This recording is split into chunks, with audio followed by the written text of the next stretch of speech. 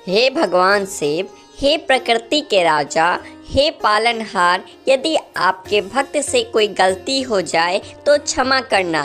हम सब आपकी संतान है। भगवान शिव के लिए एक लाइक जरूर करें। दोस्तों, सावन के महीने का हर एक समय, हर एक दिन बहुत ही शुभ और मंगलकारी माना जाता है।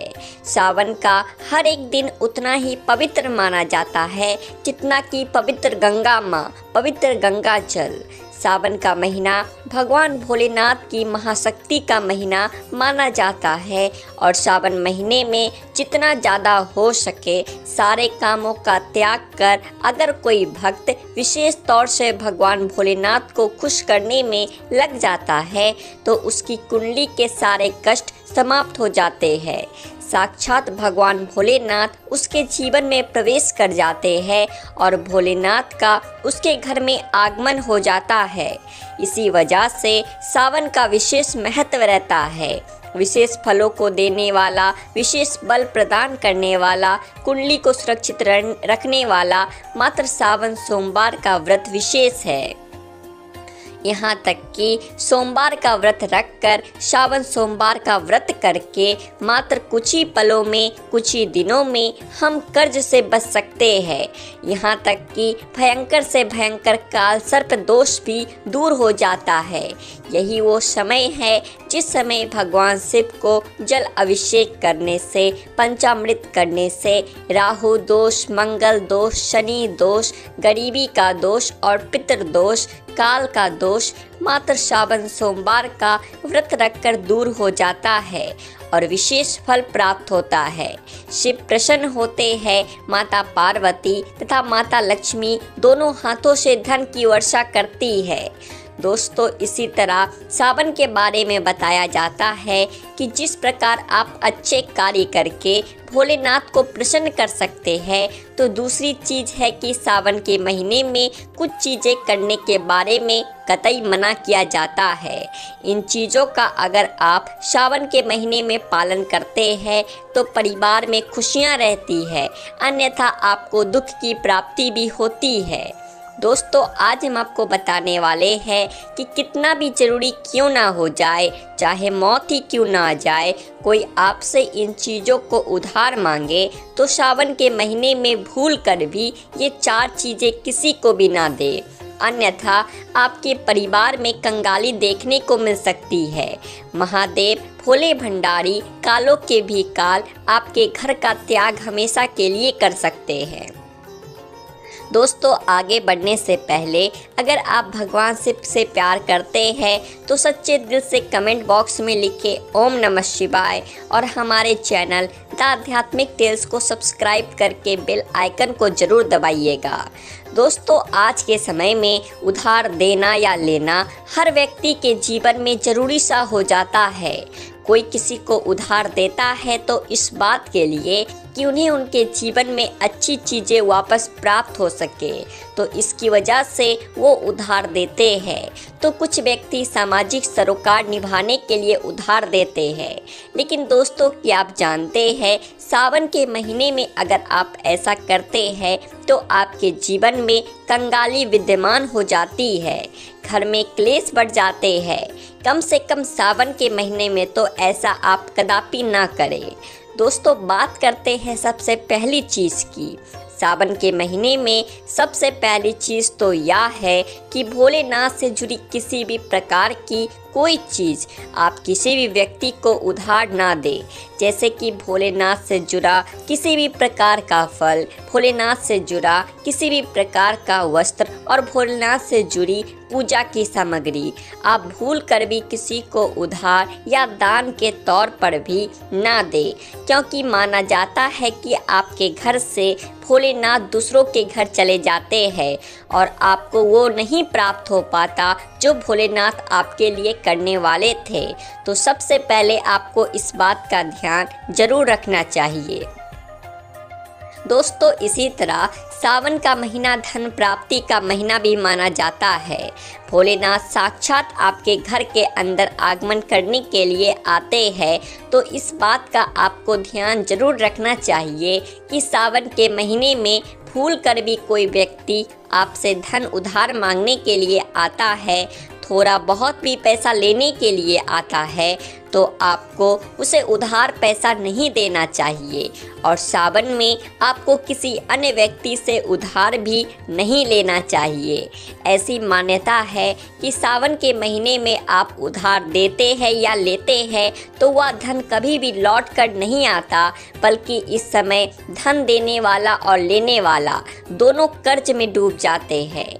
दोस्तों, सावन का महीना भगवान भोलेनाथ को दूध अभिषेक करने का, भगवान भोलेनाथ को दही अभिषेक करने का महीना माना जाता है और भगवान को सफ़ेद चीज़ें चढ़ाई जाती है। दोस्तों, इस बात का ध्यान रखें, सावन के महीने में अगर भोलेनाथ को चढ़ाने के अलावा कोई व्यक्ति सुबह सुबह के समय आपसे दूध, दही, छाछ या फिर संध्या काल के समय उधार मांगने के लिए या ऐसे ही मांगने के लिए आ जाता है, तो आपको भूल कर भी किसी अन्य व्यक्ति को नहीं देना चाहिए।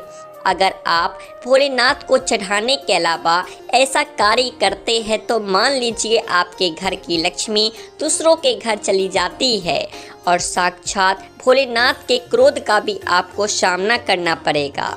दोस्तों, अगर आप किसी व्यक्ति को गिफ्ट देना चाहते हैं या फिर गिफ्ट के तौर पर कुछ चीज़ें देना चाहते हैं तो सावन के महीने में भूल कर भी आपको किसी को भी अपनी पहनने वाली घड़ी या फिर बाज़ार से नई घड़ी खरीद कर आपको नहीं देनी चाहिए, क्योंकि हर व्यक्ति के साथ उसका समय अच्छा या बुरा चलता रहता है। आपको घड़ी किसी से लेनी भी नहीं चाहिए। अगर किसी व्यक्ति का समय अच्छा है या आपका भी समय अच्छा चल रहा है और अगर आप किसी अन्य व्यक्ति को अपना घड़ी दे देते हैं तो आपको आने वाले समय के अंदर अच्छे परिणाम देखने को नहीं मिलते। इस बात का आपको ज़रूर ध्यान रखना चाहिए। दोस्तों, सावन के पवित्र महीने में कुछ चीज़ें ऐसी होती है जो आपके घर की सुख समृद्धि से जुड़ी होती है, तो ऐसे में वो चीज़ें किसी भी व्यक्ति को उधार नहीं देनी चाहिए। वह भी संध्या काल होने के बाद, जैसे कि कोई आपसे लहसुन, प्याज, दूध, दही तथा उधार पैसे भी मांगने के लिए आता है, तो जब सूर्य उदय होता है सावन के समय सुबह सुबह या फिर सूर्यास्त हो जाता है, तब ऐसे में इन दोनों समय में आपको घर की समृद्धि दूसरों को भूल कर भी नहीं देनी चाहिए। माना जाता है कि अगर आप ऐसा करते हैं तो आपके घर की सुख समृद्धि तथा माता लक्ष्मी दूसरों के घर चली जाती है और आपको उसका अच्छा परिणाम देखने को नहीं मिलता। दोस्तों, सावन के पवित्र महीने में आपको उन बातों का ध्यान जरूर रखना चाहिए जो दान पुण्य से जुड़ी होती है। दान पुण्य करना हिंदुस्तान की परंपरा रही है। हर व्यक्ति दान पुण्य करके सावन के पवित्र महीने का लाभ उठाता है, लेकिन सावन में आपको 2 प्रकार के वस्त्र तो न तो खरीद कर लाने चाहिए और ना ही किसी व्यक्ति से लेने चाहिए और ना ही किसी व्यक्ति को देनी चाहिए। इसके अंदर पहली चीज़ होती है काले और सफ़ेद कपड़े। आप विशेष रूप से ध्यान रखें, भूल कर भी किसी भी सुहागिन महिला को सफ़ेद कपड़े उधार या फिर दान दक्षिणा के तौर पर नहीं देनी चाहिए। माना जाता है कि अगर आप ऐसा करते हैं तो उसके वैवाहिक जीवन को प्रभावित करता है और उसके वैवाहिक जीवन में दुख आ जाते हैं, तो इसी वजह से इसका ध्यान रखना चाहिए। दोस्तों, विशेष तौर पर काले कपड़े आप किसी को भी दान के तौर पर या उधार के तौर पर सावन के महीने में नहीं दे। ऐसी मान्यता है कि अगर आप ऐसा करते हैं तो सामने वाले व्यक्ति के जीवन में कंगाली आ जाती है और देने वाले व्यक्ति के जीवन में राहु दोष लग जाता है और साक्षात भगवान भोलेनाथ उस व्यक्ति से क्रोधित होने लगते हैं। तो इस बात का आपको जरूर ध्यान रखना चाहिए।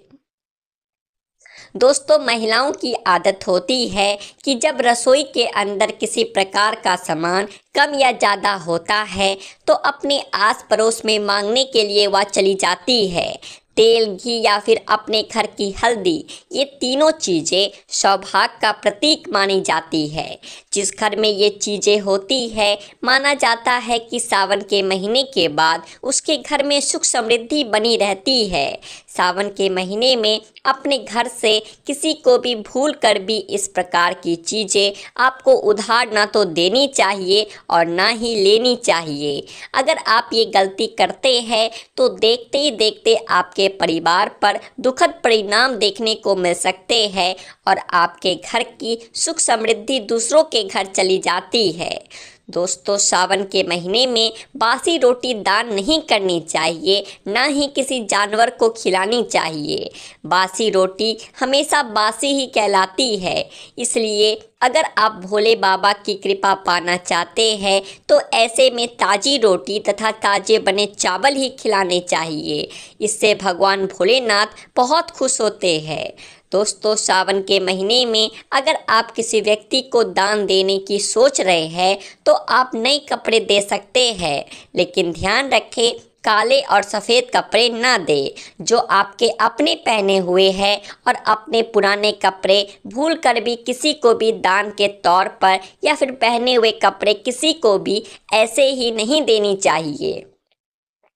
या माना जाता है कि अगर आप अपने पहने हुए कपड़े किसी अन्य व्यक्ति को देते हैं तो याद रखिए आपके पहने हुए कपड़ों के साथ आपकी समृद्धि जुड़ी हुई होती है। अगर वह दूसरों के घर चली जाती है तो आपको कंगाली या फिर इस प्रकार की चीज़ों का सामना करना पड़ता है जो आपके परिवार के लिए अच्छी नहीं होती। तो हमेशा इस बात का ध्यान रखें, अपने पहने हुए कपड़े कभी किसी को भी ना दे। आप चाहे तो सावन में बाजार से नए कपड़े खरीद कर दान दे सकते हैं।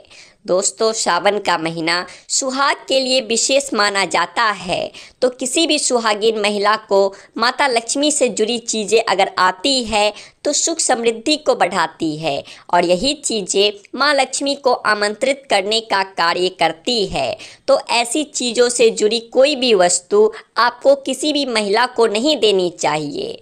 सुहागिन महिलाएं विशेष तौर से ध्यान रखें कि अपने माथे पर लगाने वाला सिंदूर तथा गले में धारण करने वाला मंगलसूत्र, तीसरी चीज़ अपने पैरों में पहनने वाली पायल, चौथी चीज़ पैरों का बिछिया और चूड़ियाँ सुहाग का प्रतीक मानी जाती है।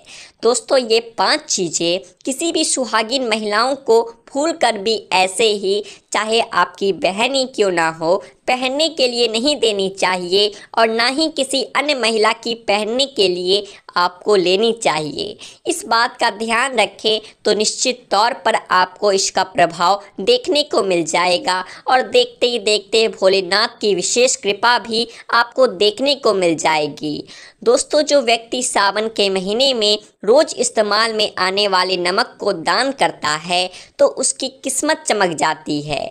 भगवान भोलेनाथ की कृपा उसके ऊपर सदा बरसती है। सावन में नमक का दान हर हाल में आपको करना चाहिए। अगर आपको सुख समृद्धि की इच्छा है, भगवान भोलेनाथ की असीम कृपा पाना चाहते हैं, तो सावन में नमक का दान करना ना भूलें।